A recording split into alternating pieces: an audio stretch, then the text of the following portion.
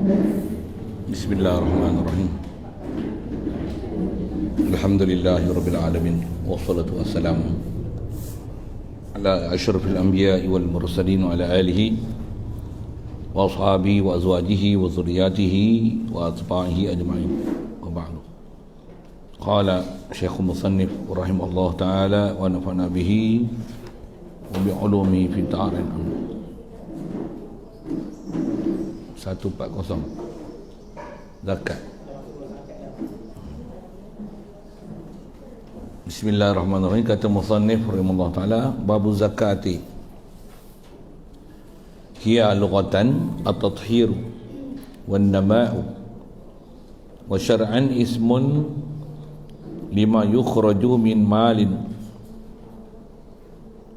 aw badanin ala al-wajhi al-ati wa furidati zakatul mali fi sanati saniyati minal hijrah ba'da sadaqatil fitr. InsyaAllah kita nak sambung satu bab baru setelah kita baru habiskan bab mayat dan perkara yang berkaitan dengannya. Yang terakhir mengenai bab-bab orang yang nak mati, orang hampir mati, talqin orang mati, ziarah kubur, ziarah kubur orang nak mati, ajarkan dia la ilaha illa anta subhanaka inni kuntu minadh zalimin atau seumpamanya. Kita nak masuk satu lagi bab ibadat, atau istilahnya bab zakat, salah satu rukun Islam. Bab mayat tu atau dia asal bab solat, rukun Islam juga kan. Dalam rukun tu ada beberapa yang furuk daripada Islam. Ni pun ada zakat, nanti sebahagiannya disebut sedekah. Tapi zakat arkanul Islam. Kata dia hiya, zakat ni lughatan pada bahasa. Memang bahas kitab ni itulah dia ada lughatan syar'an ataupun lughatan istilahan. Pasal sebelum datang Quran, orang Arab memang dah cakap Arab. Jadi ada Arab yang dia dah guna dengan makna sebelum daripada datang syarak dengan makna syar'i. Jadi dia ada makna lughawi. Bahasa asal zakat dengan makna tathiru wan nama'u, dengan makna penyucian, maksudnya bersih, cuci dan subuh. Itu bahasa.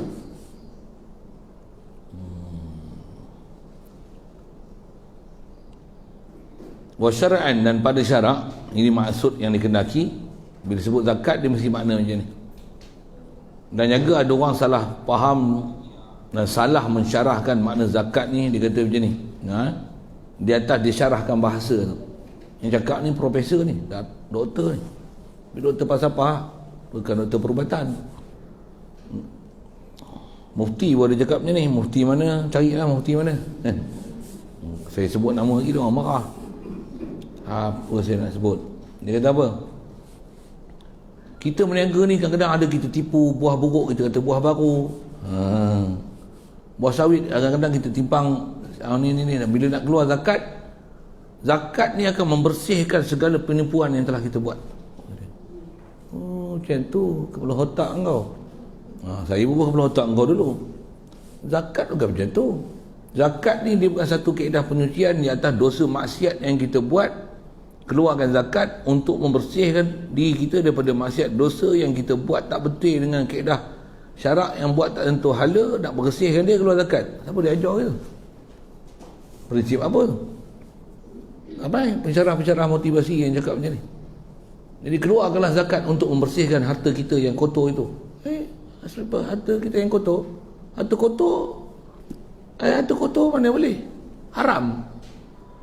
Mana boleh nak dibersihkan? Harta yang kotor tetap kotor. Mana boleh dibersihkan?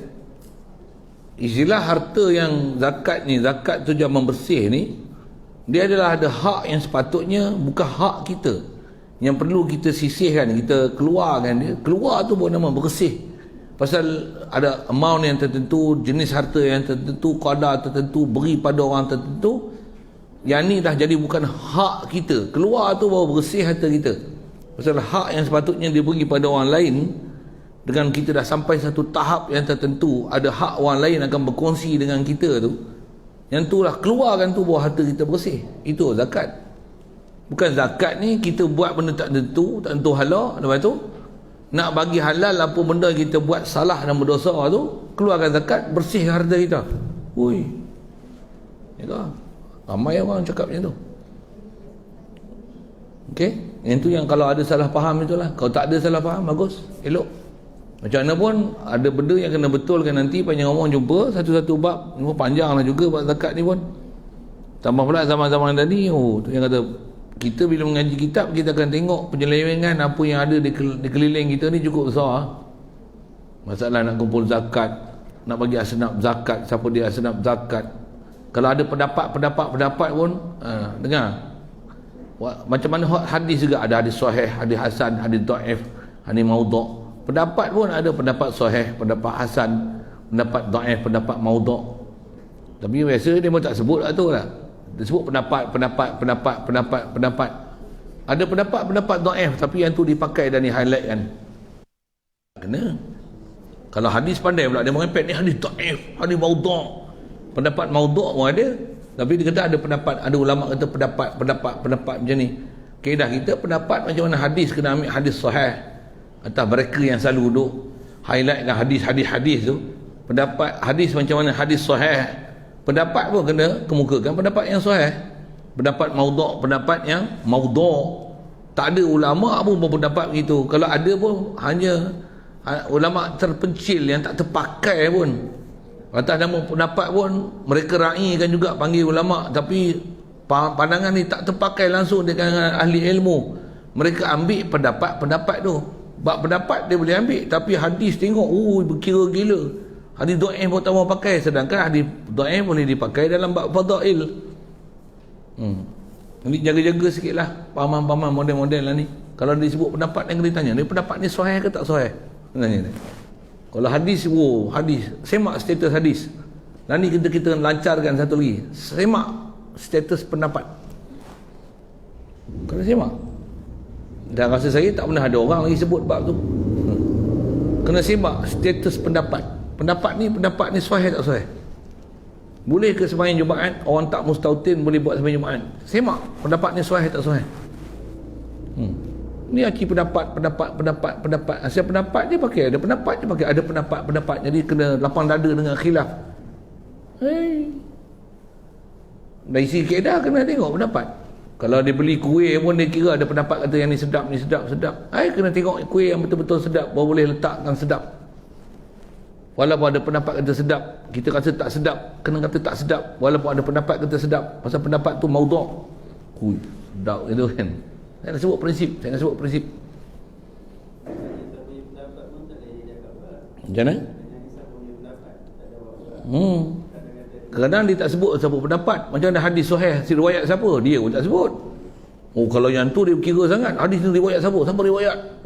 Ni pun pendapat siapa? Habis pendapat dia. Pada saya lebih cenderung pada pendapat. Rupanya pendapat dia, bukan ada pendapat ulama kan. Pendapat maudhu' pula tu, dia cenderung pada pendapat yang maudhu'.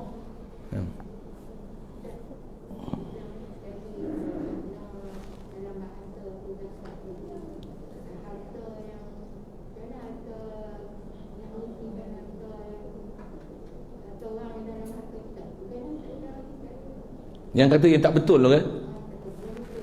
Yang betul ni jumpa nanti ke depan kot. Kaedah betul dia adalah kadar harta yang tertentu, dia akan sebut ke depan ni. Sebut bila dia lagi. Memang ini pun bahasa, kalau saya ngaji sekolah kebangsaan dulu pun betul, ini takrif dia. Ngaji dalam kitab pun ini takrif dia, sama kan. Yang tu betul, sekolah kebangsaan dulu saya terima takrif macam tu.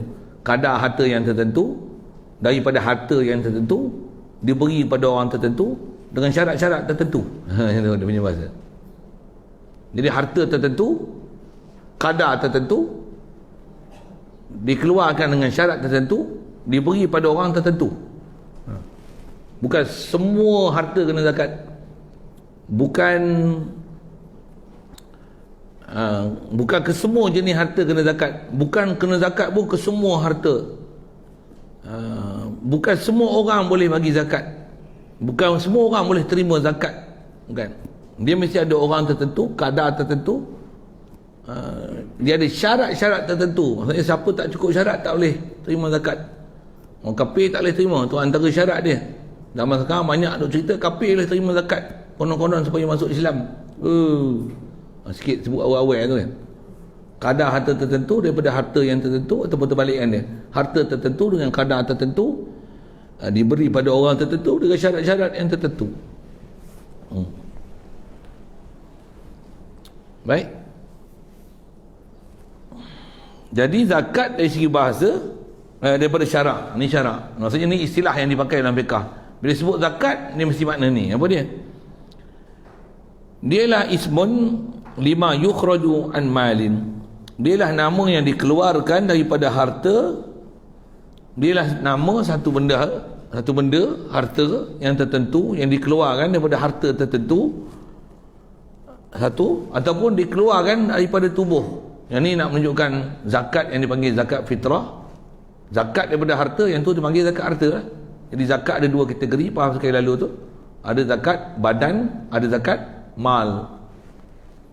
Jadi dia kadar harta tertentu keluarkan daripada harta satu ataupun daripada tubuh. Tubuh ni zakat fitrah jelah, tak ada zakat tubuh lain daripada zakat fitrah.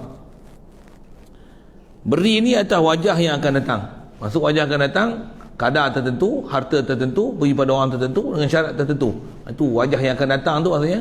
Akan datang nanti dia akan sebut apa dia jalan atau wajah, kaifiat, rukun, syarat, terms condition yang perlu disempurnakan untuk dengan itu baru jadi wajib zakat.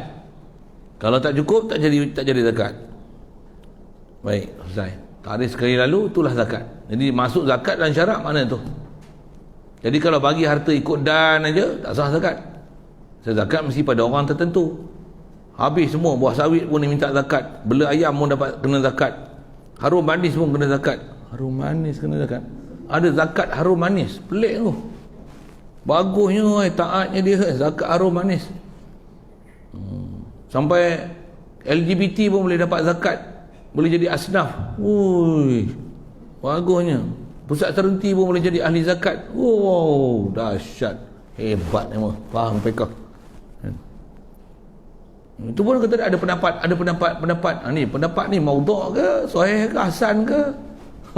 Dhaif ke apa ni? Pendapat ni. Kena simak tu. Saya kena nak lancarkan sikit kempen menyemak status pendapat. Kan dia buat banyak kempen semak status hadis kan. Kau bulan Rejab pun, wow, sampai keluar pendapat. Ni hadis dhaif. Hadis pun ceritakan fadilat bulan Rejab. Oi, Quran pun ada sebut tau fadilat bulan Rejab. Inna iddatash syuhur inda Allah 12 syahran fi kitabillahi minha belajar mulut aja, minha arba'atun hurum. Bilangan bulan ni 12. Sebahagian daripada 12 tu ada 4 bulan dia panggil bulan 4 bulan haram perang. 3 berturut, salah satu sardun wa wahidun fardun. 3 berturut, 1 ganjil. Apa dia? Zulkaidah, Zulhijjah, Muharram. 3 tu berturut. Nisbah tahun lain lah. Tapi berturut Zulkaidah, Zulhijjah, Muharram, Rejab. Jadi Rejab sebahagian daripada bulan yang spesial tu. Tak boleh perang. Ada kelebihan bulan Rejab. Bahkan ada istighfar dipanggil istighfar Rejab. Istighfar khas disuruh baca bulan Rejab. Nisbah amalan. Banyaklah kitab-kitab sebut. Oh, pendapat dhaif. Hadis maudhu'. Tanpa sekali. Oh tu. Saja saya sebut tanpa tu apa? Pasal ulama bahas lama dah. Nema ni ada benda tak setuju dengan tengkok dia pula malas nak beramal. Kau tak mau beramal sudahlah, jangan duk sibuk menegah orang untuk beramal daripada apa yang sepatutnya boleh beramal.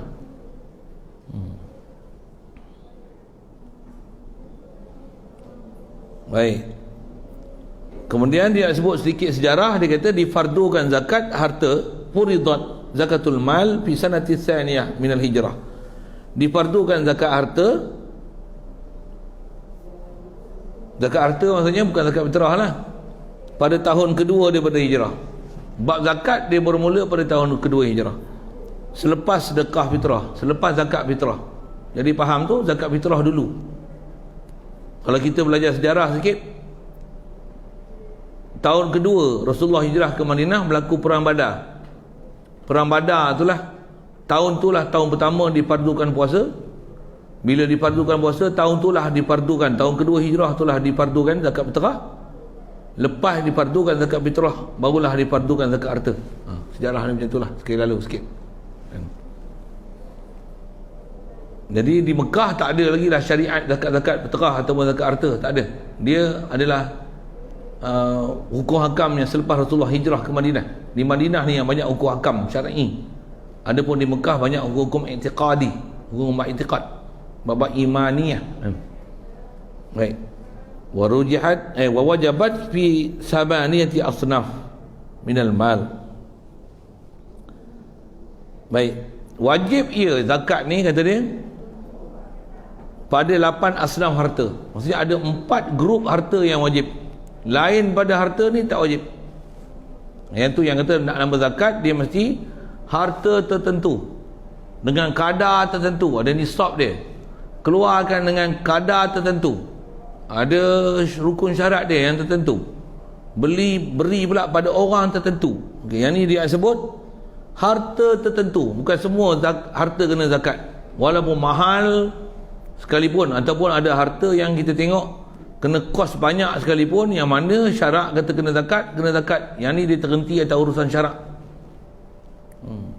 Mana yang dalam syarat kata macam tu, ada yang mandatory kan? Tak boleh kita nak reka dengan kepala otak sendiri. Tapi ada puak-puak jenis Cik Wahab lagi, Cik B tu dia pelik, ada bab dia kata yang ni tak boleh tambah sikit pun, tapi bab zakat pandai pula dia tambah, sedangkan ibadat zakat ibadat khas. Apa baru ni yang ni untuk bising Ustaz? Buat selawat lah misalnya. Selawat ni Nabi ajar selawat, Allahumma salli ala Muhammad wa ala ali Muhammad. Bos Sayyidina pun tak boleh, bid'ah. Pasal dia ibadat khas selawat. Kalau baca selawat tafrijiyah apa tu, yang tu bid'ah. Bid'ah saja, syirik. Tambah selawat syifa, syirik. Pasal kata Nabi penyembuh, syirik saja. Ahli tauhid sugur dia orang ni. Yang tu tak boleh tambah langsung, tapi zakat dia boleh tambah, zakat arum manis tu. Tu saya kelakar tu. Macam mana kepala otak dia orang ni? Dia punya scroll longgar apa kot. Bawa kereta macam Mercedes, tapi rupanya kancil je. Tu bayar. Faham kan saya sebut apa tu? Tak faham, syarah lain. Itu peribahasa baru. Bawa macam Mercedes, tapi kereta tubuh badan kancil. Apa maksud dia? Ilmu macam kancil, tapi syarah macam BMW, macam Mercedes. Macam tu. Nampak macam profesor, hebat, tapi pengap. Bengap terus. Baik, mana dia harta kena zakat? Tengok, ada 8 ni nak kira. 8 grup harta. Pertama, 2 mata wang. Mata wang yang kena, kaedah kita azal mazhab Syafi'i adalah emas perak. Emas perak only. Emas perak pun emas perak yang mata wang. Kalau tak jadi mata wang pun emas perak yang emas perak gold bar, apa seumpama tu. Ada pun emas perak perhiasan yang masih perhiasan harus, tak kena zakat. Elok-elok yang tu. Perhiasan harus, yang memang yang tu harus untuk dijadikan perhiasan. Selagi nama perhiasan tu harus, yang belum sampai martabat haram, perhiasan yang harus tak kena zakat. Ada pelajaran ni nanti, sekali lalu saya sebut itu kan. Emas perak yang asal mata wang yang kena zakat. Ringgit Malaysia kena zakat. Kenapa? Dia bukan emas dan perak. Dia orang kata ada nilai, Ustaz. Saya tanya, besi buruk ada nilai? Kena zakat? Kenapa tak kena zakat? Pandai pun awak yang ni tak cerdik. Boleh? Faham saya sebut apa? Bahkan batu permata kena zakat. Sebiji 4 bilion. 4 bilion kena zakat. Kenapa? Bukan emas perak. Pandai pun, walaupun mahal. Tadi besi buruk. Yang ni emas perak. Emas perak lah, batu permata sebiji 4 bilion, trilion. Tak kena zakat. Siapa? Bukan emas perak. Itu je, senang je, elak nak faham. Emas perak orang kena zakat, tak emas perak tak kena. Kalau nisbah harta tu, tanah kena zakat. Tanah ada 1000 ekar, bukan kena cukai tanah. Cukai tanah tu hukum kerajaan, bukan hukum syarak. Cukai hasil, cukai kerajaan, cukai pintu, cukai kepala, cukai apa lagi, cukai jalan, cukai excise, cukai custom, Cukai import, cukai ekspor, cukai apa lagi? Dia cukai apa lagi? GST, GST. Lagi satu apa? SST.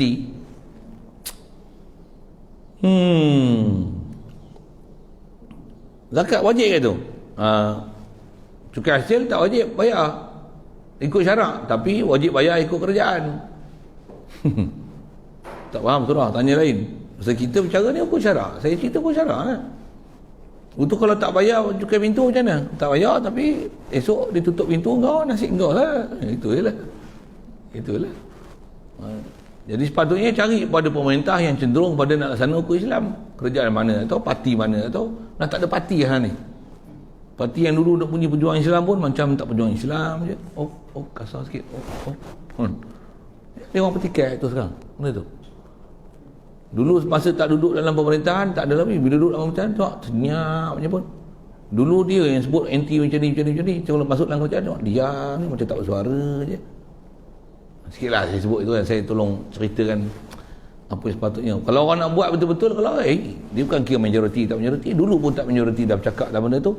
Yang ni pun tak majoriti, sepatutnya kena bercakap lah apa sepatutnya kena bercakap. Kasar sikit lah. Kasar sikit lah. Mata wang yang ini, mata wang yang kita tak emas yang kita guna hari ni. Bukan emas perak, RM, baht, dolar, rupiah, rupi. Emas perak ke? Tak, maksudnya macam mana kita nak lihat yang kita guna ini dengan kewajipan zakat. Kalau memang kita kumpul duit dinar, dirham, emas dan perak tu, yang tu kena kan? Sekarang kita tak ada transaksi berlian ni, nak gunakan benda tu. Kan tak guna kecuali orang berpuasa. Yang emas perak tadi tu lah kan? Kalau faham dengan kaedah mazhab itu Syafi'i tak ada. Memang tak ada. Kalau mazhab lain, saya kira bukan cerita mazhab lain, saya cerita mazhab Syafi'i ni. Mazhab lain lah. Saya cerita mazhab Syafi'i macam ni kan. Terlepas tu macam mana? Terlepas bayar zakat. Terlepas bayar zakat. Terlepas ke? Maksudnya tak ada taklif zakat. Tak kena. Macam mana batu permata tak kena, besi buruk tak kena, tanah tak kena zakat. Apa lagi ya? Basikal buruk tak kena zakat. Kereta ada 10 biji, kena zakat tak? Kereta, ada zakat kereta. Zakat kereta tak ada. Tapi kalau kita meniaga kereta, itu masalah meniaga. Tapi kereta kita ada 20 biji, semua buat sewa. Ada tak kena zakat kereta? Tak ada. Tapi kereta ni kita beli dan jual kan. Kita peniaga kereta lah. Beli jual. Kereta used car. Beli kereta jual kereta. Semua kereta tu yang tu dipanggil urudut tijarah, mata benda perniagaan. Itu mata benda perniagaan. Yang tu dikira harta untuk dikira bagi zakat, pasal yang tu dipanggil mata benda perniagaan. Itu dipanggil zakat meniaga. Itu perniagaan. Itu pun ada pelajaran dia. Untuk kalau jual besi buruk, kalau beli besi buruk, jual besi buruk yang memang besi buruk itu ialah mata benda perniagaan, dia kena zakat perniagaan itu. Tapi kalau takat kumpul besi buruk, besi buruk tak kena zakat. Macam mana? Kereta yang dijadikan sewa tak ada zakat kereta. Pasal kereta sewa dia bukan jual kereta. Income sewa tak kena zakat. Pasal dia yang kena zakat bukan sewa tu, yang kena zakat tu adalah mata benda perniagaan tu. Sewa dia bukan jual kereta beli, dia bukan jual kereta beli kereta. Dia perkhidmatan. Sediakan kenderaan untuk perkhidmatan. Perkhidmatan tak kena zakat. Perkhidmatan tak kena zakat. Macam mana buka kedai gunting, kita ada pekerja kita 1000 orang buat franchise apa adik-adik tu kan. Semua daripada latihan kita buka kedai cawangan, kedai gunting rambut, kena zakat tak kedai gunting rambut? Nak kira apa? Nak kira duit income gunting rambut tu kena zakat. Itu perniagaan dalam tarikh Malaysia kerajaan. Tapi apa benda yang diberniaga? Diberniagakan apa? Niaga rambut. Dengar-dengar lihat tu. Saya bukan nak kelayan, saya nak cerita lagi faham. Nak kira apa? Kira hasil daripada kita ambil upah tu. Yang kena zakat yang mana? Yang kena zakat ialah urudut tijarah, barter benda perniagaan tu. Yang tu yang nak dikira. Hujung tahun nanti cukup haul nak kira apa? Kalau kereta tadi kira kereta. Kalau barang runcit kira barang runcit. Kalau koperasi kira koperasi. Contohlah kan. Benda perniagaan tu. Kalau gunting rambut nak kira apa? Kira hasil gunting rambut. Hasil gunting rambut bukan mata benda perniagaan. Dia perkhidmatan. Perkhidmatan tak ada kena zakat. Pasal dia bukan harta. Pasal perkhidmatan bukan harta. Yang terkumpul lah, dikumpul tu dikumpul apa? Kalau dikumpul tu duit. Duit bukan emas perak.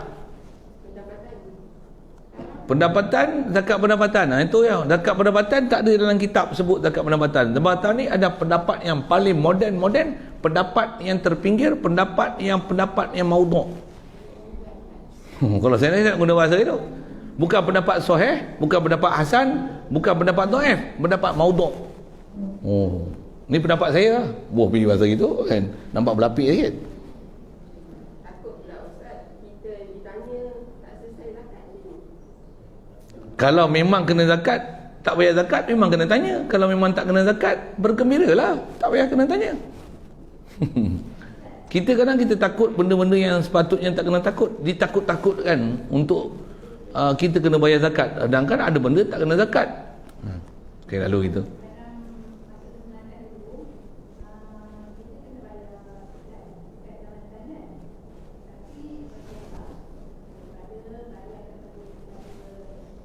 Income tax tu.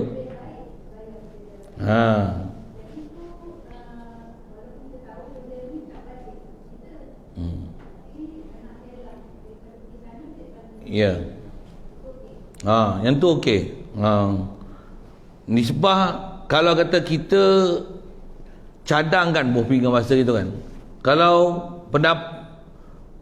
idea untuk mengatakan cukai zakat pendapatan tu dia satu helah untuk mengelakkan orang Islam kena bayar cukai pendapatan daripada dapat pembenderaan kerajaan pusat ataupun negeri kepada Majlis Agama Islam supaya harta orang Islam ditadbir oleh orang Islam, tak dapat kepada kerajaan pusat yang dia akan gunakan untuk kemudahan awam, tak kira Islam tak Islam, untuk helah supaya harta orang Islam yang kena zakat pendapatan tu supaya tak dibayar pada kerajaan pusat tapi dapat pada Majlis Agama Islam, supaya agama Islam, Majlis Agama Islam yang takbir, maka wajibkan zakat pendapatan tu di atas helah itu. Yang tu bagus, cerdik dari segi helah, tapi mengatakan dia wajib tetap tak betul. Mungkin ayat saya sepanjang saya nak saya tengok, saya duk cerita itu, orang lain saya tak tahu, saya bukan kaji pergi semak status orang lain duk ngajar. Tapi kalau majlis agama memang tak pernah keluar pendapat macam tu. Kalau saya kata itulah sepatutnya pendapat yang dikeluarkan. Mungkin di atas itu satu kerahsiaan supaya jangan nanti orang kafir dia akan batalkan apa yang kita dah dapat peluang untuk atas nama zakat pendapatan, supaya nak mengelakkan cukai pendapatan bayar pada kerajaan supaya diuruskan oleh Majlis Agama Islam. Kerana itulah dirahsiakan. Batal itu. Boleh faham saya cakap apa kan? Boleh faham saya cakap apa kan? Kalau macam tu cerdik, tapi tak cerdik dari sudut kau tak cerita apa sebenarnya pada orang Islam, sampai orang Islam dia takut sangat kalau tak bayar zakat itu, tapi ada benda yang kalau tak sembahyang dia tak rasa takut pun. Pasal tak pernah dia ancam bab siapa tak sembahyang, tak pernah dia ancam siapa yang tak puasa, seancam siapa tak bayar zakat pendapatan. Bayarlah zakat, tak bayar zakat ahli neraka. Hebat dia punya ancaman tu. Memang ada keluar macam tu kan, keluar papan tanda besar dululah. Ni saya tak lama tak nampak dah. Tapi bab sembahyang macam mana, bab aurat macam mana, bab tak ada tauhid macam mana, bab wahabi macam mana, dia silent macam tak ada kena-kena, macam tak salah, dia relax sikitlah saya sebut itu. Bab daging kartel macam mana, dia sejak sepi, macam sunyi sepi, tak ada orang, apa nak dikata. Dia kena nyanyi gitu sikit kan. Kita kalau boleh nak kena ambil tindakan, kalau boleh nak ambil tindakan dekat daging kartel. Tapi tengok sunyi Sopi tak ada orang apa nak dikata. Nyanyi sikit hari ni. Lama tak nyanyi lagu tu. Tu apa? Blues Gang. Blues Gang ya. Bunyi Negeri Sembilan lah sikit tu. Kita tukarlah lirik dia kan. Tukar nak jadi cikgu sekolah. Apa cerita ni? Ada orang tak faham sudah. Benda nyanyi lagu apa tu? Itu pun saya bukan hafal, terhafal. Sampai dengar nak pergi sekolah kan. Apa cerita ni? Macam mana boleh cerita? Nak cerita apa dia 8 harta yang kena zakat. Okey, emas perak. Okey, lalu selesai tu. Lagi, dan antara yang kena zakat binatang na'am. Yang kena na'am ni apa? Unta, lembu, kambing. Unta ni 1 bonggol, 2 bonggol. Lembu ni termasuk dia kerbau. Kambing tu semua jenis spesies kambing. Kambing biri-biri, kambing kibas, kambing kacang tu, semua kambing bo, cana pari, kambing apa lagi ada? Macam-macam nama kambing awak bukan hafal je. Lembu pun macam-macam spesies. Selagi nama lembu, walaupun lembu tu besar, apa? Double muscle, apa macam lama, macam nama. Beaufort, okay. Lembu susu tak susu. Seladang dia tak kena zakat pasal dia termasuk binatang liar. Walaupun bela beribu-ribu ekor, seladang serupa macam hukum bela rusa. Rusa tak kena zakat, kijang tak kena zakat. Kambing gurun, kambing tak liar ke? Kalau memang kambing liar, kambing gurun tu nak kena zakat apa? Nak tangkap pun susah.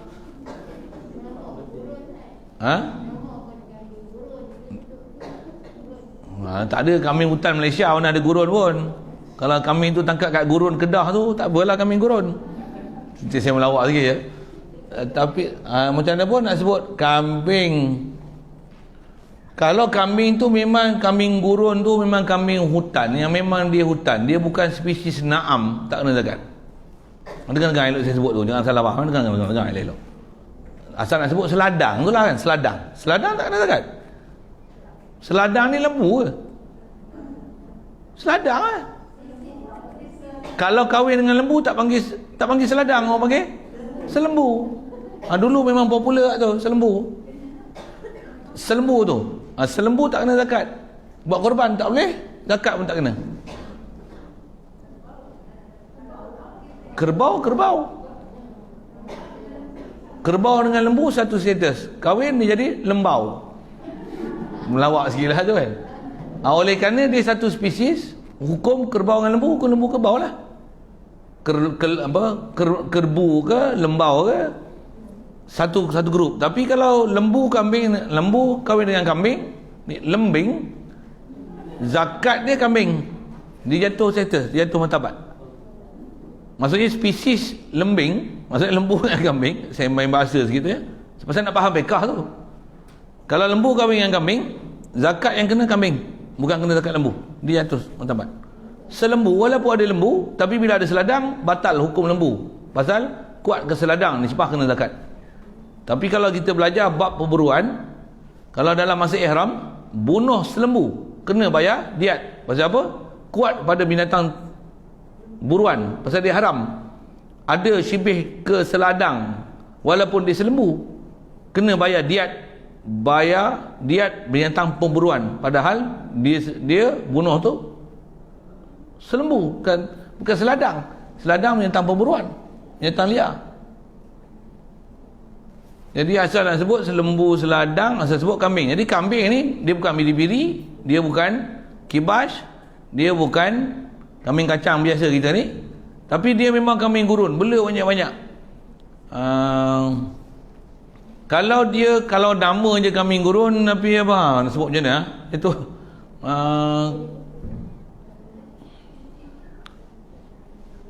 Allahumma salli wa sallam. Tapi kambing, tapi kalau kambing kurun masih kambing, kalau seladang memang seladang, tak boleh kan? Sebut itu kaedah tu tak kena kan? Jinsun dia tu, jinsun nauk dia tu nauk kambing, dia kambing. Kalau seladang memang seladang, orang tak panggil lembu, orang panggil seladang lah. Kalau sapi tu apa? Sapi tu apa? Sapi.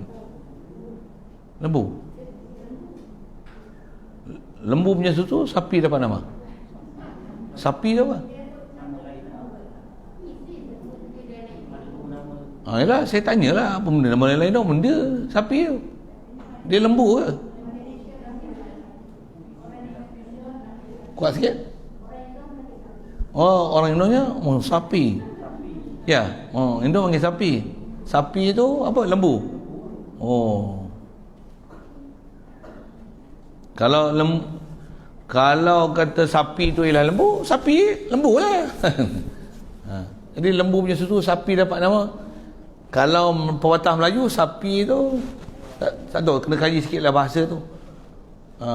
Kalau atas kata dia memang lembu punya susu lembu, tapi bila minyak sapi, padahal minyak sapi buat pada susu lembu. Itu yang susu punya lembu, sapi dapat nama. Itu syarah panjang pula peribahasa tu kan, tapi nak sebut kalau sapi tu ialah lembu, sapi tu lembu lah.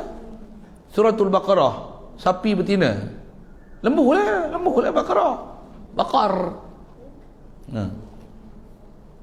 Tapi kalau seladang bukan lembu, seladang lah. Yang tu nak kenal tu dia kena kenal spesies. Istilah kalau sains ni panggil spesies dan genus. Nama spesies tu. Kalau bahasa Arab dia kena jinsun dengan nauk dia tu, ya betul. Tentu kalau kata kambing, kalau kambing memang kena kambing, asal dia kambing. Tapi kalau dia rusa, walaupun bentuk seakan-akan kambing, perangai pun macam kambing, makan pun kambing, tapi dia bukan kambing, dia rusa, dia kijang, apa lagi adik-beradik tu, rusa, pelanduk, kijang, kancil, napoh. Kijang pun macam-macam kijang lah, mouse dia, reindeer, dia lagi lah. Tak kena, walaupun bela berjuta-juta ekor, pasal dia bukan spesies yang kena zakat.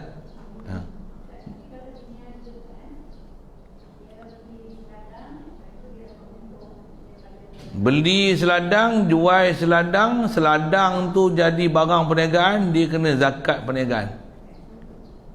Tapi kalau dia beli, dia ambil seladang, dia bela, dia jual, yang tu bukan meniaga seladang, itu jual seladang. Dengar lain meniaga ayam dengan bela ayam jual, apa beza?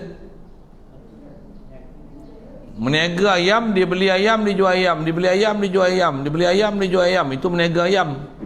Kalau bela ayam jual, itu jual ayam, bukan meniaga ayam, itu bela jual. Bela ayam tak kena zakat. Meniaga ayam kalau cukup nisab kena zakat. Boleh faham? Saya sebut apa? Bela je jual tak kena zakat. Tapi kalau beli jual ada zakat. Cuma nisab tak cukup lah. Cukup. Dan zakat dia zakat perniagaan, nisab dia nanti nisab emas. Kalau 20 miskol tu emas, modal ayam kita, katalah kita jual ayam frozen ni, beli jual, berapa? Harga 20 gram emas. 20 dinar emas. 1 dinar berapa lah ni? 800 ada? 1000 lebih lah. Wow. 1000 lebih. Katalah 1000 senang. 20,000. Kalau 20 dinar, 20,000. Ayam frozen kita jual tu, beli jual tu, kita punya stok dengan kita punya franchise apa semua yang kita hantar tu, 20,000 dalam stok. Cukup haul ada 20,000, ada nisab kena zakat. Kalau takat 2,000, 20,000, 15,000, 18,000 tak cukup nisab, tak kena zakat. Itu kalau itu meniaga ayam, itu namanya meniaga ayam. Tapi kalau kita beli ayam puluh ribu, bagi dedak abu-abu, modal banyak tu. Bela kita jual, bela kita jual. Itu istilah ternak ayam dan jual ayam. Itu bukan meniaga ayam, itu ternak ayam, jual ayam. Itu tak kena zakat. Tak kena zakat. Beza. Kita pasar borong, beli sayur jual sayur, beli sayur jual sayur. Ada zakat. Ada zakat. Nisab satu hal. Tapi ada zakat. Pasal berniaga sayur. Tapi tanam sayur jual sayur, tanam sayur jual sayur, tak ada zakat. Tambah kutip pucuk paku. Sehari-hari jualan 1,000. Pucuk paku je dia kutip jual, kutip jual. Contoh. Kalau sehari 1,000, 365,000 setahun.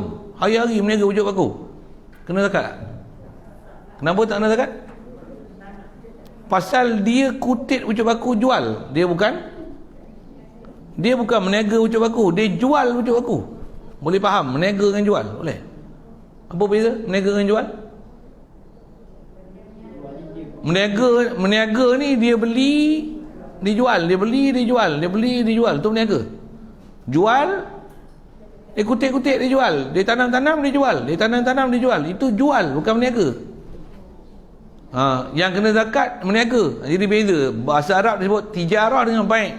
Baik lain, tijarah lain. Yang kena zakatul tijarah, bukan zakatul baik. Baik tak kena zakat, tijarah kena. Boleh faham saya cakap? Boleh. Kenapa jadi macam tu? Pasal macam tu lah.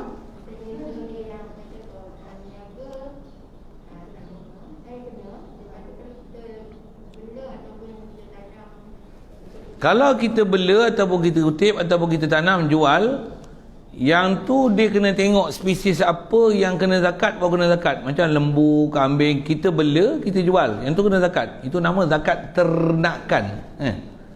Zakat ternakan. Pasal kita ternak tu sendiri spesies yang memang kena zakat, dia akan kena zakat. Itu ternakan.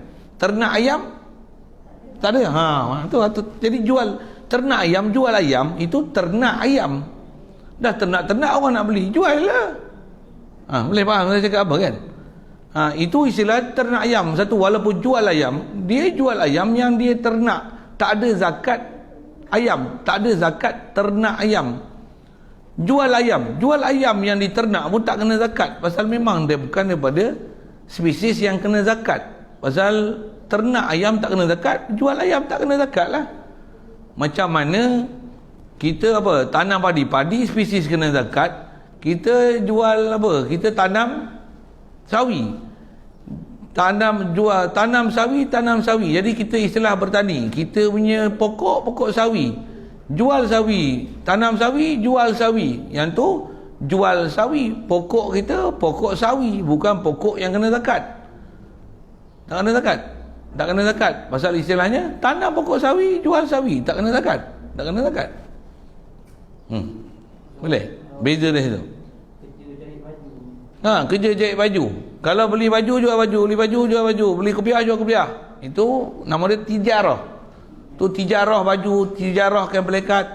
Yang ni dia jahit baju. Tu upah jahit baju. Perkhidmatan bukan dia jual baju, dia upah jahit baju. Tak ada zakat. Jadi kalau kedai tom yam nak kena zakat apa? Meniaga. Nak kira apa? Kira untung. Soalan tu. Dia meniaga tom yam tu, dia meniaga apa sebenarnya? Dia upah, ada zakat untung lah. Dia upah, dia masak tu. Nasi goreng 4 tayar satu, 4 tayar lah. RM5.50. Dia bukan jual nasi tu sebenarnya. Dia perkhidmatan, tolong masak, bayaran dia macam ni. Air teko. Teh campur kopi, teko. Teh cam. Saja reka lah kan. Kami ada kawan yang buat air apa? AOB. Madagascar. Nama air dia pelik tu. Tapi orang minum jatuh hati. Buat lagi air ni esok. Bain. Apa dia tu? Tanya lain. Nak kena pergi duduk Pondok Lenggong. Tak pergi duduk pun pergi ziarah kami jamu air tu. Kalau dia ada lah. Saya tak boleh buat. Apa cerita ni? Macam mana boleh cerita air tu? Jadi bancuh air tu, dia tarik satu. Dia bukan jual teh tarik tau. Dia bukan teh tarik tunjuk. Kalau teh tarik jual, teh tarik dijual. Itu teh tarik. Yang ni tak ada teh tarik lagi. Yang ni teh tarik satu, maksudnya aku upah kau buat teh tarik segelas berapa? RM1.7 kepang.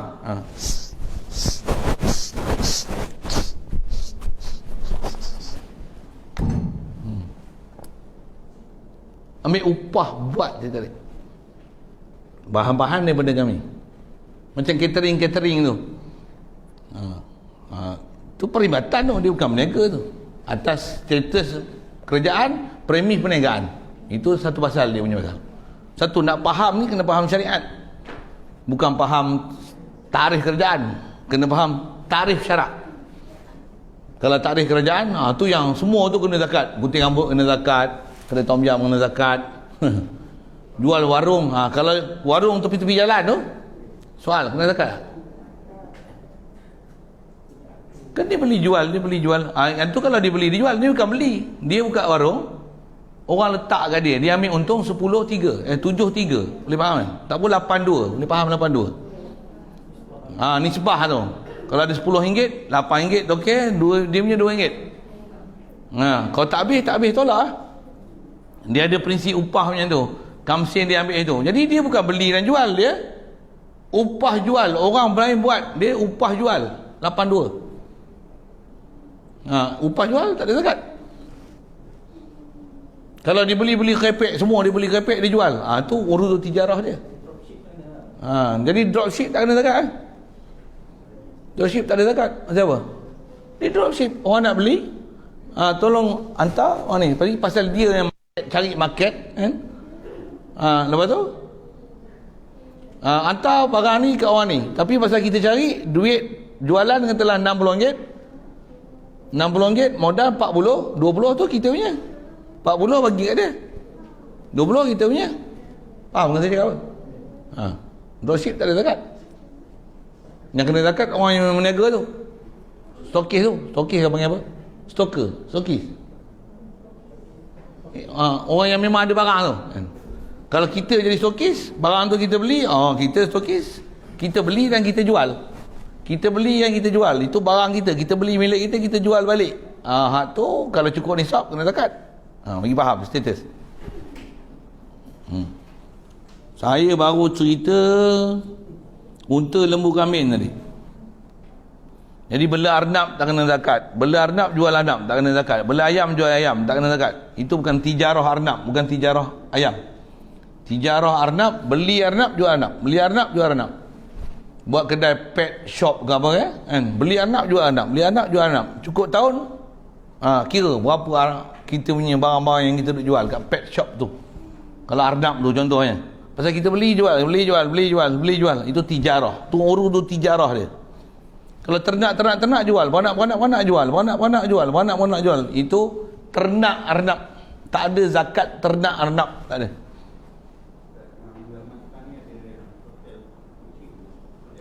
Hotel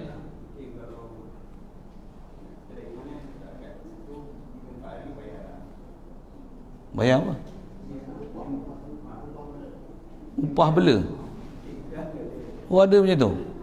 Upah bela tu siapa yang kena bayar? Nanti orang yang nak kucing tu kena.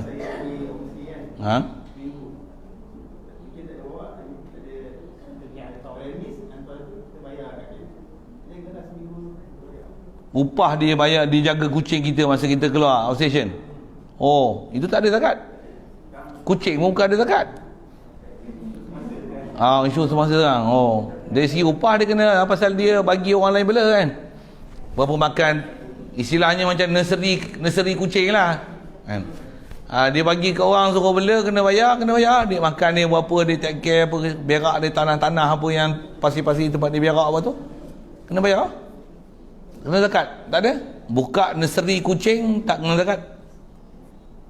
Ni mana ada zakat kucing. Mereka beli kucing jual kucing, beli kucing jual kucing. Itu kena zakat. Ada ke zakat kucing? Bukan zakat kucing nama dia. Zakat perniagaan. Pandai. Alhamdulillah. Itu zakat tijarah tu. Tijarah. Tu urus tijarah.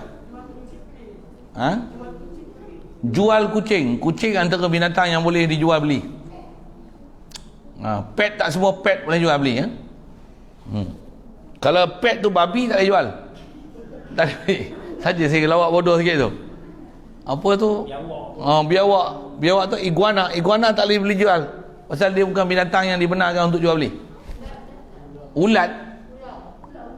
Ular.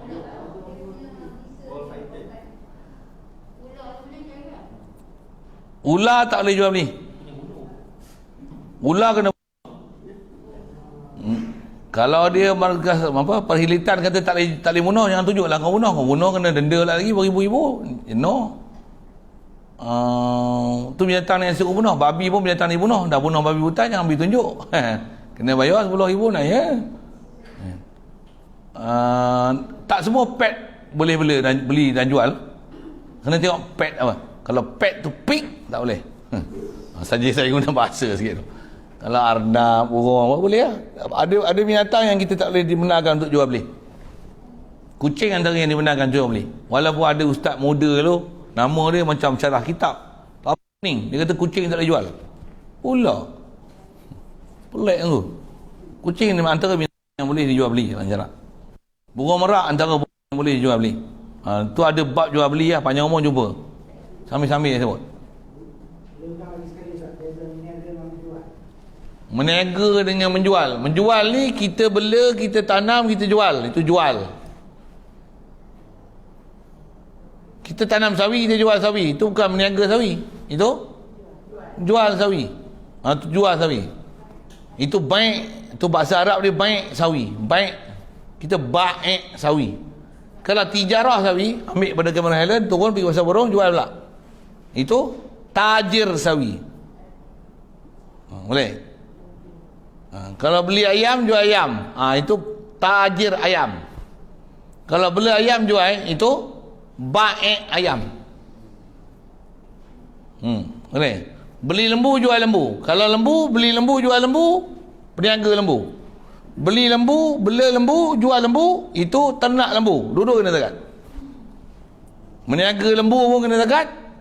Ternak lembu pun kena zakat. Walaupun tak jual. Dia ternak, tak jual. Tak jual. Ternak. Ada lembunya ni kau kena jual. Kena jual. Sorry. Kau kena zakat. Walaupun tak jual.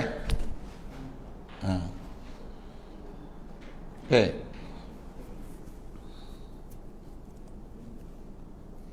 Unta, lembu, kambing. Dan antara yang kena zakat, makanan asasi. Makanan asasi. Bahasa makanan asasi ni bijirin, hubub. Bahasa Arab dia naqdain, an'am, qut.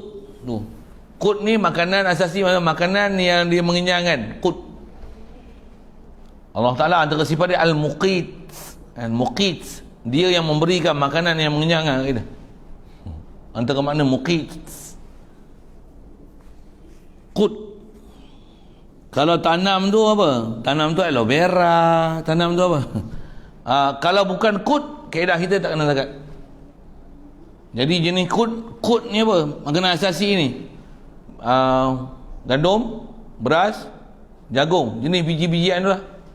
Ada bahas dalam kitab sampai disebut, sampai kalau tahap makanan asasi ni, kalau kacang hijau itu adalah asasi, kacang hijau pun kena zakat. Pisang. Kalau ada makanan asasi dia tu ialah pisang. Pisang tu sampai dikeringkan untuk dibuat tepung pisang. Contoh lah. Kalau itu jadi kut dia. Itu dobek dia kut. Selalunya kut ni hubub, jenis bijian. Yang popular, paling popular, gandum, padi, jagung, oat, jelai. Tak tahu lah kita. Kita pun tak tahu satu dunia makan apa dah. Kurma dia dalam kategori buah-buahan. Buah-buahan yang kena dua je dalam dunia. Bali. Kalau dia jadi kut. Kalau macam kita minum bali, kita tanam bali tak kena. Yang memang kena kat kita, yang atas nama dia adalah kut. Pasal bali dia bukan kut.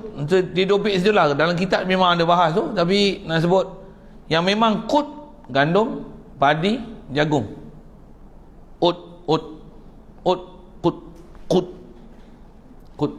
Yang lain tu Tengok tempat. Kalau tempat tu yang tu yang pisang, kalau ada tempat tu jadi kut dia. Itu adalah kut. Kut. Kalau kita tanam pisang tak kut, jadi tanam pisang tak ada zakat. Dia bukan dalam hubub yang kena zakat. Selalunya kut ni adalah jenis hubub. Hubub ni maksudnya biji-bijian. Bijirin. Ya.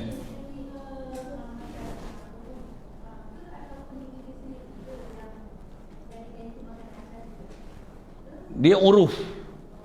Ya. Jadi kalau uruf kita dalam dunia 4 saya sebut tadi lah kan.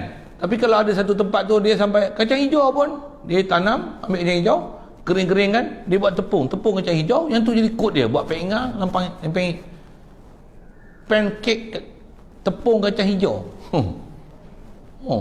Katalah ubi kayu, ambil ubi kayu, jemur kering untuk hancurkan jadi tepung, tepung ubi kayu jadi tuping kan. Tepung ubi kayu yang tu jadi kod dia. Nak buat pengar lempeng ubi kayu, tapi daripada tepung ubi kayu, yang tu jadi kod dia. Pula tu dobit dia, seingat saya, dia jadi kod yang ikhtiari.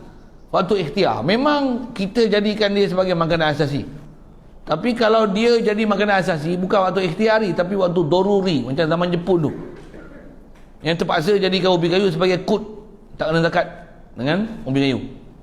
Walaupun makanan asasi masa tu ubi kayu, tapi ubi kayu tak kena zakat, pasal dia bukan kod yang ikhtiari, dia adalah kod doruri, bukan ikhtiar. Dia ada dobit, dia ada bahas tu. Kata perincian ulama dalam kitab, cukup best. Baca Quran hadis saja takut mentumpah, tak boleh nak faham. Satu, terima kasih banyak ulama kita tolong perincian kita. Kalau kita buat hukum fiqh tu bercelaru tu.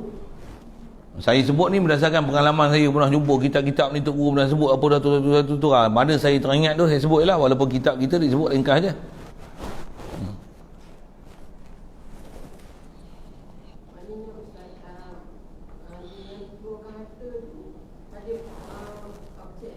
Ya, betul. Lagi tamar dan anggur. Jadi kalau kira tu apa dia? Emas, perak, betul. Dia sebut 8 tu. Unta, lembu, kambing, bijirin, betul, tamar, anggur. 8. Tu dia kata 8 asnaf harta tu. Naqdain, emas, perak, an'am tu 3, 5, qut 1, tamar, inap. Tu 8. Tamar dengan kurma sama dari sudut jinsun dia. Nama lain tamar dengan kurma ni, tamar yang kering, kurma terbalik kot saya sebut ni.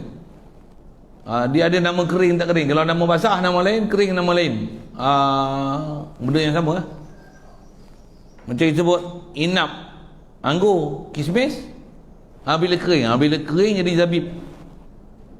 Yang kena tu kat anggur tu, bukan dekat zabib tu, tapi dah dia daripada anggur, maka zabib kena lah. Dan yang kena pun zabib, pasal dia waktu basah dia tak kena zakat lagi. Jadi kalau tamar itu hak basah, kering kurma, yang itulah bahasa. Jadi yang kena mesti kering. Macam kita sebut padi baru kutip tak kena zakat lagi, dia mesti kering air, kena tolak air. Dah dikering, habis dah kandungan air yang ada pada dia, dah dikontangkan, maksudnya padi tu baru dikira, nanti disop dia. Kalau dalam keadaan basah ada air, yang tu belum ada zakat lagi. Zakat ni bila dia dah dikontangkan air dia. Itu kan sekali lalu sebut ada kurma dengan yang mana? Nama-nama tu rutop apa tu lain pula. Yang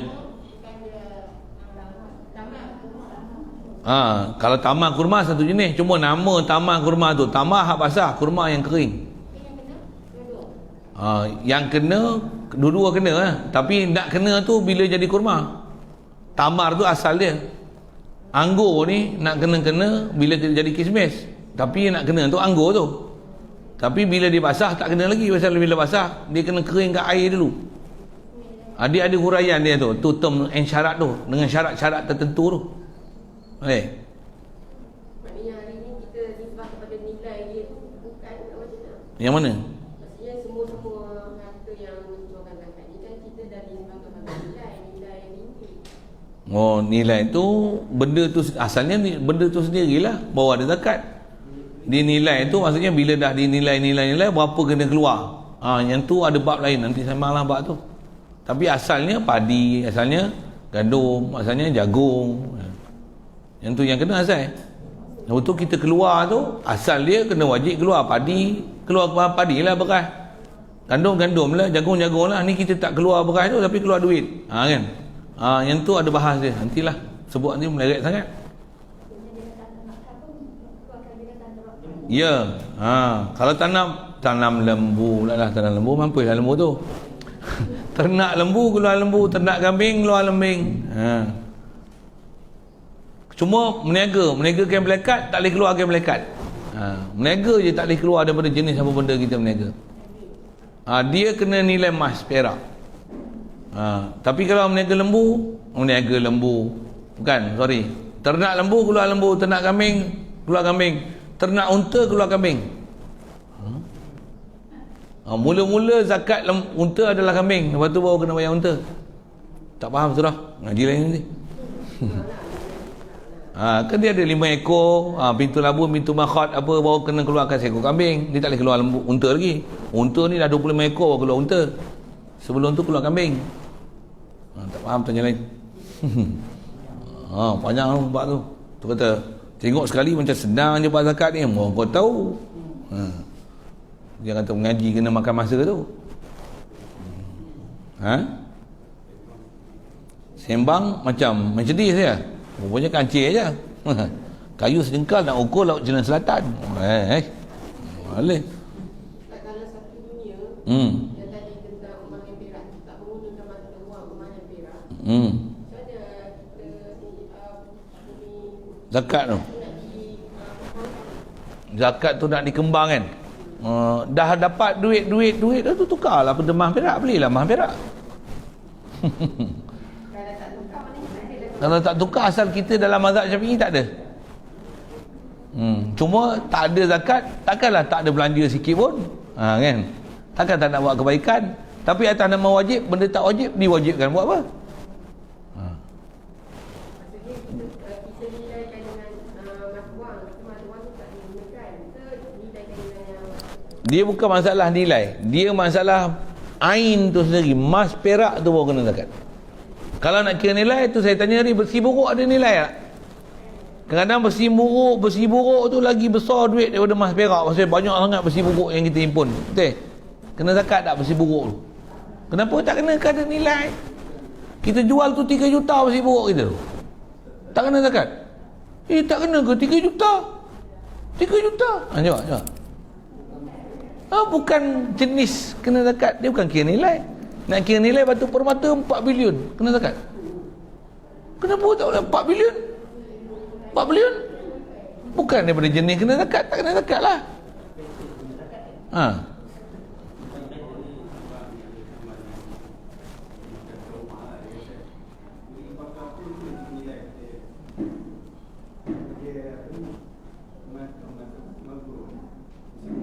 Besi buruk tu pasal apa?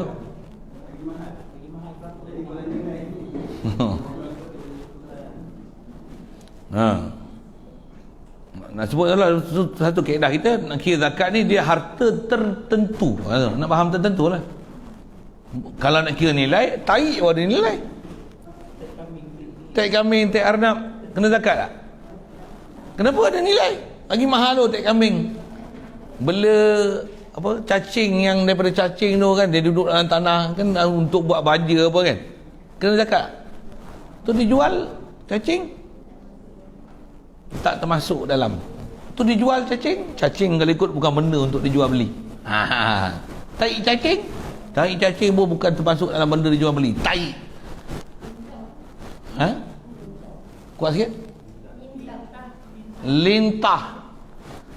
Lintah boleh ternak, boleh jual lintah. Atau ada bab dia. Lintah, boleh ternak, boleh jual. Itu jangan panjang pula masuk jual beli ni kan. Tapi nak kata lintah boleh beli, boleh ternak, boleh jual. Cacing tak boleh. Cacing bukan termasuk dalam binatang-binatang yang sah untuk jual beli.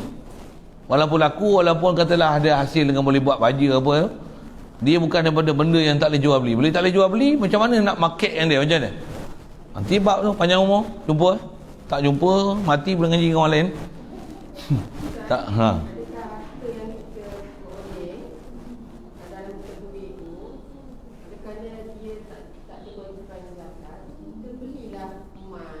Untuk mendapatkan uang untuk membayar zakat. Kita tak perlu. Kalau kaedah kita dalam mazhab Syafi'i, selagi duit di atas rupa duit, tak kena zakat. Duit tu maksudnya duit kertas lah maksudnya ni. Jadi kalau nak juga abang zakat, beli emas dengan sebab cukup nisab tu baru bayar zakat atas nama. Nak jadi ibadat, beli emas. Emas pun bukan perhiasan, emas betul lah. Dinar, dirham apa tu, dinar lah kalau emas. Beli gold bar ke apa, yang tu simpan zakat cukup gram-gram dia 85 gram tu kena bayar zakat, tu kena zakat.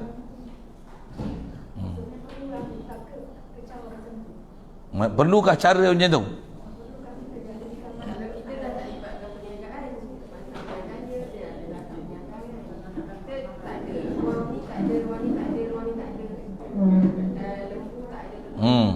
Tak ada lah zakat. Atas nama zakat tak ada lah. Cuma nak bagi keluar duit, takkan tak buat kebajikan langsung. Jadi buat atas nama kebajikan je lah, bukan atas nama zakat. Pasal benda yang tak zakat, buat apa dia namakan zakat? Sebab kan fadilat zakat tu beza dengan ni, sedekah. Ya, sedekah, zakat. Fadilat tu satu hal. Tapi nak kata apa yang memang zakat, apa yang bukan. Jangan dihukumkan yang tak zakat sebagai zakat, salah.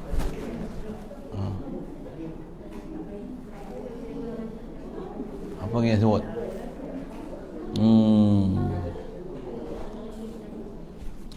Jadi itu 8. Emas 1, perak 1, naam tu 3, unta, lembu, kambing 5. Lepas tu kut tu di satu hukum bijirin hubub. Kalau setengah kitab disebut al-hubub. Hubub yang ikhtiar, bijirin yang ikhtiari, itu 6. Lepas tu tamar 7, inap 8. 8 ni saja.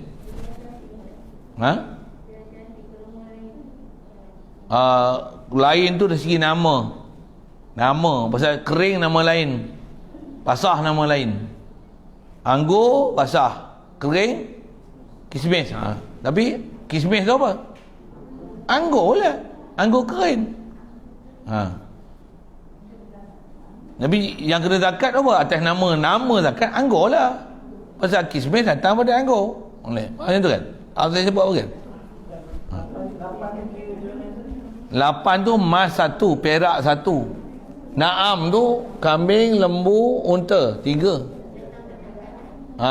Naam tu 3, binatang terakan ni 3 simpun. 3 simpun. Lepas tu hubub, biji-bijian 7. Tu 7 kata 5 6 sorry 6. Lepas tu kurma, anggur.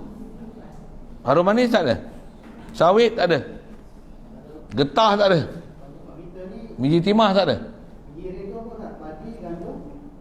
jagung, oat kalau ada. Kat kita ni yang ada pun gandum pun kita tak tanam kan. Yang ada padi, gandum. Padi sebaik padi bukit ke, padi wangi ke, basmati ke, lori mati ke, padi rumah ke, padi bendang ke, kena zakat. Padi pulut ke, pulut hitam ke, nama dia padi. Tu dalam satu spesies. Pulut hitam, pulut dalam kategori padi. Sekali pun pulut hitam tu buat bubur je, tak, dia dalam kategori padi tu. Hubub. Dia dalam kategori padi. Itu padi rumah, padi bendang ni biasa. Padi bendang pun panjang pendek tu yang basmati, lori mati saya sebut tu lah. Padi perang ke, beras perang ke, beras padi, hubub. Gandum hitam ke, ada apa gandum ni, nama gandum ni gandum.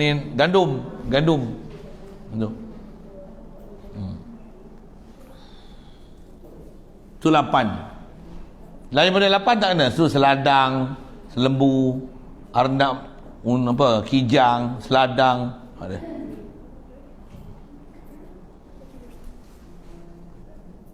Itu apa tu? Tu sinfon. Jadi yang tak termasuk dalam sinfon ni apa dia? Urudut tijarah. Pasal perniagaan, apa yang jadi mata benda perniagaan, yang tu zakat. Yang tu dia tak ada ain khas. Apa yang jadi urudut tijarah, dia jadi zakat. Zakat bukan dekat urut tu. Zakat bukan pada sinfon tu, tapi tentang tijarah tu. Boleh bahas saya sebut apa? Itu lantak dia lah pepatah apa dia nak buat. Pertanian tu satu perniagaan. Itu pepatah Melayu. Jangan campur adukkan hukum syarak dengan pepatah-pepatah tu. Pertanian tu satu perniagaan. Maksudnya dia meniaga lah dari sudut boleh jual kan. Pandang pada sudut tu, pakailah pertanian tu adalah satu sudut perniagaan. Pasal boleh jual, tapi adakah kena zakat? Tak boleh gunakan yang tu sebagai dalil untuk berhujah bahawasanya kita tanam sawi kena zakat, pasal pertanian ialah satu perniagaan, jadi perniagaan kena zakat. Boleh?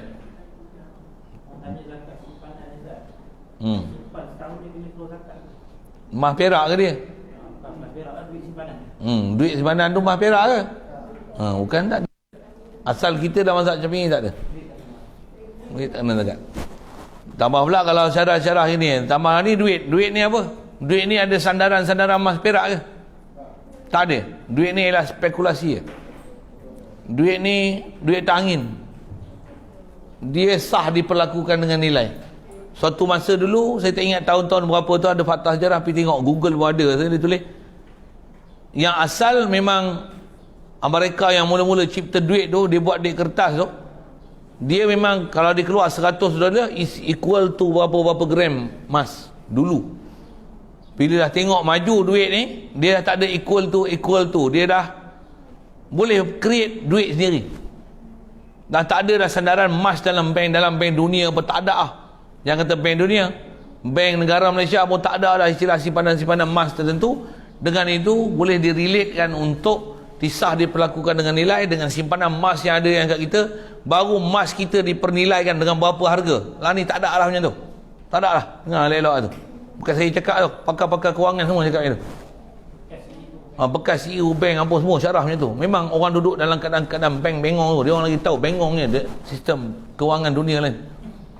Dia orang pun tahu bengongnya bank tu. Sampailah ni bank-bank riba tu, kenapa bank gaduh sangat nak buat bank? Tahu tak pasal apa? Pasal mana-mana yang ada premis, ada lulus apa? Permit untuk buat bank ni, dia boleh buat duit dia sendiri. Bahasa dia gitu. Macam mana? Dia boleh buat package. Dengan tu orang akan ambil loan, dia ambil package dia, package bank perbankan dia kan. Ambil macam ni, loan macam ni. Dia buat package perbankan tu. Bank mana yang pelanggan ni, masyarakat ni melalui dia berurusan untuk buat perbankan ni, dia orang boleh create their own money. Dengar saya tu. Bukan saya punya keluar tau. Ni semua pensyarah-pensyarah bank yang cerita macam ni. Saya pun tak tahu. Macam tu money. Itulah duit sekarang. Satu, semua kalau boleh nak jadi bank. Semua nak jadi bank. Saya kata kalau gitu saya pun nak jadi bank. Sampai dia orang menggelak kata. Saya pun nak jadi bank. Maksud apa? Siapa yang masuk ke saya boleh create saya punya bank. Saya punya duit. Duit tu datang melalui saya. Saya create duit tu. Sama ada illegal tak illegal tu, ada sistem tak sistem, dipantau oleh tak sistem satu hal. Tapi antara sistem yang ada sekarang ni, bila banyak bank ni dia boleh create their own money ni. Satu semua pakat nak buat bank. Satu bank ni tak ada modal apa-apa pun, dia dapat kelulusan, dapat bank, pandai sikit buat produk-produk nama Islamik, orang semua ambil kat dia boleh create their own money ya. Jadi Islamik tu kalau ada panel-panel perbankan ni kata dia Islamik, bohong je. Pasal bukan saya yang bercakap.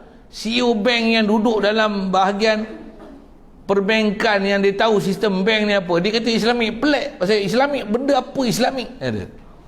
Tak mana Islamiknya. Kalau saya nak sebut tu. Sekali lalu saya sebut itu kan. Panjang lagi saya berhenti pukul 2.30. Itu bank tu. Saya sebut sekadar lempar gitu je. Apa dia? Pergi ambil maklumat. Cerita payment Islamik. Memang banyak orang tanya tu lah. Tambah yang baru duk keluar KSP. Adakah kena zakat? Atas kaedah kita belajar ni saya tak jawab pun tak apa dah. Boleh faham lah. Saya tak syarah tu. Az-zaki yaktafi bi misalin wahid. Saya bagi bukan misal wahid, saya bagi banyak misal lah tu. Kalau saya jawab terang-terang lagi dia jadi masalah lain pula kan. Saya sebut macam tu padan dah. Orang tak nak pakai cakap saya bukan mufti keluar hukum. Saya hanya cerita berdasarkan apa yang fakta sebut dalam kitab. Qawaid kita dalam mazhab Syafi'i ni kau nak ikut kerajaan kau punya pasal. Macam kerajaan dia kata boleh sembahyang Jumaat. Saya sebut dalam hukum fiqh macam ni. Jumaat kita dalam mazhab Syafi'i macam ni. Yang ni tak sah. Engkau nak ikut kerajaan kau punya pasal. Tapi fiqh kita macam ni. Kerajaan misalnya dia kata macam ni boleh, yang ni tak haram misalnya. Yang ni boleh minta tuntut atas nama hak apa tu sepencarian begini suami isteri boleh bercerai, isteri boleh tuntut macam ni hak sepencarian pasal dulu dia bekerja sekarang tak bekerja, karier dia telah dihapuskan dengan sebab dia bersuami macam ni boleh tuntut hak sepencarian macam ni. Itu hukum kerajaan. Hukum syarak saya ceritalah macam ni. Kau nak ikut kerajaan kau punya masalah. Saya cerita berdasarkan hukum fiqh yang saya mengaji dalam kitab Tutup Guru ajar, saya sebut tu. Saya hanya ikhbarul hukum. Saya tukang cerita hukum je. Nak pakai tak pakai cakap saya punya pasal. Saya punya kerja tukang cerita. Dan wallahi saya takkan cerita apa yang daripada diri saya. Saya cerita ni apa yang saya mengaji, apa yang saya jumpa dalam kitab Tutup Guru duk cerita, saya syarah balik cerita. Tu je. Yang dia orang tu banyak mereka benda baru. Saya tak reka baru. Dia orang ni banyak bid'ah. Biasa gitu. Saya tak ada buat bid'ah. Saya cerita betul-betul yang dalam kitab ulama cerita apa, saya tolong cerita balik je. Zaman lah ni dia orang bukan cerita tu yang bila kita cerita hak hukum asal balik pening dia orang. Pening apa? Dia orang dah cerita benda yang tak betul. Yang ni cerita yang asal dalam kitab. Kau tengoklah elok dalam kitab, ni kitab. Kau nak ikut luar punya pasal. Itu bukan kerja saya. Kerja saya cerita apa yang asal dalam kitab cerita, saya nak cerita tu. Saya ngaji pun Tutup Guru cakap macam tu, saya cakap macam tu lah.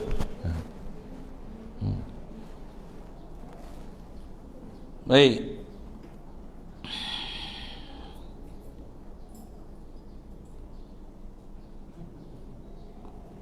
Jadi yang tu sinpun ataupun jinsun harta, jenis-jenis harta yang kena zakat. Dan kata dia, dan semua tu bagi 8 asnaf manusia. Ada 8 asnaf. Asnaf pula nanti kena kenal. Siapa dia? Fuqara, masakin, amilin, orang mu'allaf, orang yang hamba mukatab, wal gharimin, orang berhutang, sabilillah, ibnu sabil. Siapa dia 8? 8 tu tak boleh borong dengan satu-satu bahasa. Masing-masing ada definisi dia. Jangan campur aduk kan definisi satu sama lain. Zaman sekarang dia ada satu bahasa mudah. Apa dia? Sabilillah. Semua sabilillah. Mengajar pun sabilillah, ni sabilillah, buat masjid pun sabilillah, tok imam, tok bilal pun sabilillah. Sabilillah. Dia boleh pakai satu asnaf je, sabilillah. Jaga sikit, jumpa nanti, banyak orang jumpa. Yang harta zakat tu untuk 8 asnaf. Asnaf tu apa? Kena kenal elok-elok. Siapa dalam setiap grup tu, fuqara, masakin, amil, siapa.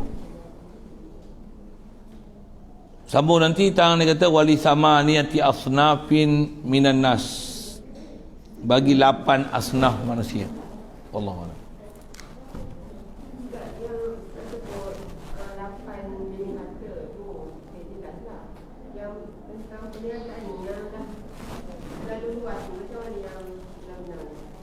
Perniagaan ni dia tak ada harta tertentu untuk kena zakat. Cuma nak kena zakat dia mesti ada istilah dia urudut tijarah. Mesti ada barter benda yang diperniagakan. Walaupun dia meniaga tu orang. Orang yang boleh meniaga hamba lah kan. Macam cerita Abdul Lahab kan. Kan dia kata, wow, meniaga orang lebih untung daripada meniaga unta. Walaupun dia meniaga tu beli hamba, jual hamba, import, ekspor hamba. Hamba yang memang boleh dijual beli ya. Dengan bahasa itu. Sekalipun dijual beli itu adalah hamba, ada zakat. Zakat bertekah satu pasal dia manusia yang dia kena tanggung. Nafkah tu satu hal. Dan bila harta dia tu adalah harta, pasal kaedah kita dalam mazhab Syafi'i khasnya, semua hamba-hamba yang dalam milik dia itu adalah hukum macam lembu dan kambing yang dia milik. Dari sudut kena zakat, dia termasuk dalam ururut tijarah, mata benda perniagaan.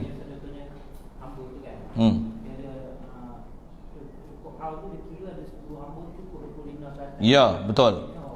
Kalau satu je hamba pun, ni hamba seekor je, harga 3 juta. 3 juta kena zakat. Hamba ni memang dia beli dia jual, dia beli dia jual, dia beli dia jual, dia beli dia jual. Hamba ni sekarang dalam milik dia. Siapa nak beli dia jual. Memang dia beli jual hamba. Yang ni hamba yang ada tinggal seorang je. Harga dia 4 juta kena zakat. Pasal dia termasuk urudut tijarah. Tu yang kalau besi buruk pun dia beli jual, dia beli dia jual, dia beli dia jual. Kena zakat. Jadi benda perniagaan dia mesti ada urudut tijarah. Tu bahasa dia. Apa dia urudut tijarah? Ain benda yang diperniagakan tu mesti ada. Jadi perniagaan dia tak akan ada zakat kalau dia bukan ada urut. Tu yang antaranya gunting rambut. Mana ada urut tijarah? Kedai tom yam, dia mana ada urut tijarah? Dia upah masak 3 rasa. Apa lagi? Steam limau, tom yam pak pek, potret apa nama. Som tam. Kem som itu dia siap dah sikit. Okey. Jadi dobit dari situ. Macam mana? Kita menyertai je. Bila nak kongsi ke letak saham ke. Maksudnya perniagaan kan macam-macam tu. Perniagaan macam-macam satu hal, tapi mesti nak jadi zakat ada urudut tijarah. Kalau nama saham, yang tu bahas lain pula saham. Saham tu apa nak kena faham pula saham satu hai. Saham ni kalau ikut dia bukan mereka. Saham ni asal bahasa Arab. Dia meniaga asal 100,000. Kita nak bagi saham kita untuk masuk dalam model dia. Nah 50,000 lagi. Itu baru betul saham. Dan untung tu di atas apa dia meniaga nanti kita masuk. Itu saham. Itu saham asal dalam isyarat. Tapi saham yang ada kat kita lah ni, dia bukan saham tu. Tak macam ambil dia buat macam tu. Kita letak 10,000 untuk dia meniaga. Dia tambahkan aset dia. Kita ni kena masuk zakat ni. Kita je. Di atas dia yang rolling kan tu, zakat tu atas dia. Pasal asalnya kita harta kan, duit aja pun. Bila kita bagi kat dia, dia meniaga, dialah kena urus zakat kita tu. Tokek je lah kan ni. Ya. Kalau maksudnya kalau perniagaan, kalau dia tu tokek, dia yang kena zakat. Yang lain tak terlibat sebagai sama ada staff. Tak zakat tadi kan. Dia dobit malik ni nak kaedah kitab, pemilik dia malik. Siap dobit macam ni tahu Kalau kita ada lembu, dia ada lembu, kita campur lembu dia, lembu kita kena zakat. Dia katalah dia bela, kita tak bela, bagi dia. Kita bagi duit untuk beli lembu. Beli duit untuk beli lembu, kita kena zakat, dia pun kena zakat. Kan? Tapi bila bersekali kan tu hukum satu zakat. Dia zakat kongsi. Dia ada hukum syarikat situ. Jadi bila saham dia ada jadi syarikat lah. Dia ada kait-mengait di situ lah. Satu hal. Jadi kalau kita asal duit, lepas tu kita bagi dia meniaga. Jadi bila dia meniaga atas nama syarikat, syarikat tu syarikat meniaga. Jadi kena zakat atas kita jugalah, pasal kita pun sebagai malik salah seorang daripada syarikat yang meniaga. Dia punya CP dia macam tu. CP dia macam tu.